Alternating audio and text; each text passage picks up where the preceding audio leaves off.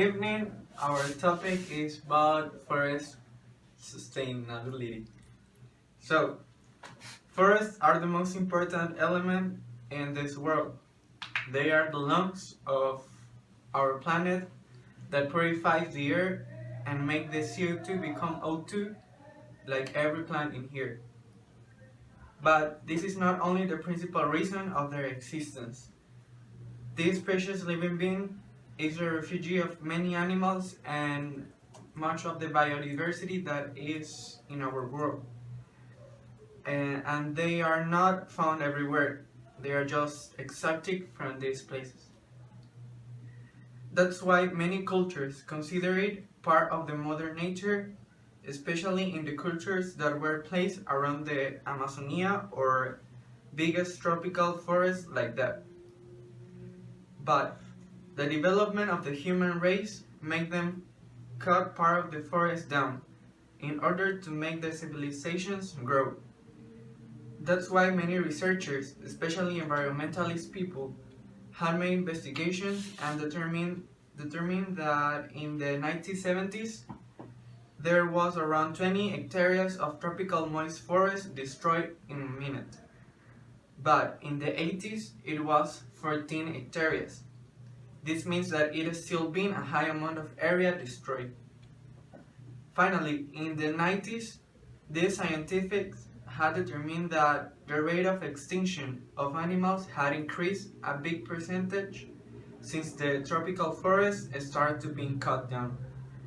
This means that the many species have been disappearing from the destruction of the nature. Since that information, many people try to find a great definition about what is deforestation. And they cannot conclude in a specific data because of many reasons at the moment of obtaining information. For example, the cloudy parts make them difficult at the moment of detecting vegetations in some areas, and also the irregular areas make it difficult to measure some of it. So, as my partner Joshua said, we are going to talk about the deforestation and the importance of this in the economy and in the development of our countries. I am going to talk about the expansion of agriculture frontier.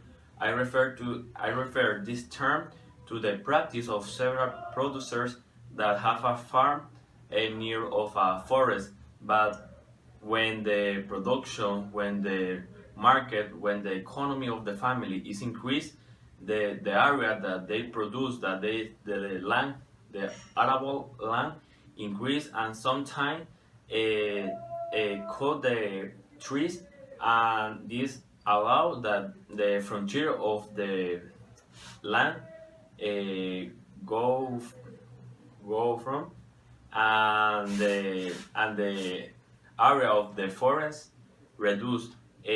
We can see these examples in our countries. For example, in Nicaragua, the expansion of the agriculture frontier is very known when we talk about the Bosawas. Bosawas is a reserve that is very important for the oxygen of the country, but due to the bad practice of agriculture and the aware that the producers don't take awareness about this topic, they are cut all the trees without control. It's true that there are many regulations in our countries about this, but in many cases they are used for the protection of the forest. I think that there are many ways to produce money without affecting the forest. For example, we have the forestry, or that is known as silviculture. We refer this to the practice of controlling the establishment, growth, composition, health, and quality of forests to meet diverse needs and values. For example, in the cattle, there are many systems that permit introduce many animals in an area that we are talking about forest. They feed of the of the of the product, the growth that is in the area, and then they help to the development of the forest, because all that thing that animals produce can help us to grow the forest. The problem is that our people don't have that idea, that green idea that we have to have, because they only think in money, more money, more money, and don't think in the consequence that this can bring in a future. Because if we are over with the forest, there is going to be really a problem in the future, because all the source of water will over, because don't have the protection of the trees, and the sun we will over with it. Or other problem is the contamination. The plants or the trees in the forest use the CO2 to produce oxygen. But if we don't have trees, all that CO2 is going to increase of the level in the atmosphere, and the conditions are going to be difficult to produce, to produce, for example, for the climate changing. So all that things we have to analyze. We have to apply all that practice, or theories, or that all capacitation that some organisms give to the producers, to producing a better way without affecting too much to the forest. I consider that we can use the forest in a good way. For example, in Nicaragua, there are many hotels that are established in the forest. The construction of the structure are in harmony with the forest. They use some material that the forest provide, but they look for to a way to don't cause a huge impact on the harmony of the forest. So all that, there are many things. I am only mentioning someone, but there are many that we can use to avoid the deforestation and contribute to a better future for us, some or next generation. So my partner Mario Payan is going to talk about the several laws that allow the deforestation go down, and permit that the forest increase their levels. Good afternoon, guys, and Miss Juana too. As my classmates say, we are talking about deforestation. In my case, I'm going to talk about a little bit about the political ecology of deforestation, sustainable forestry. As the topic said, the sustainable forestry is the use of animal, giving that they eat what they have in the forest. For example, the nature grass that grow on the land, without affecting the tree that provide oxygen to our lungs. So we have to implement a new system that be more friendly with the nature, with the environment, to be more successful in the quantity of oxygen quantity. For example, in Nicaragua, in the Ometepe Island, there are a lot of places where there are um, where people go to see what the nation provide us.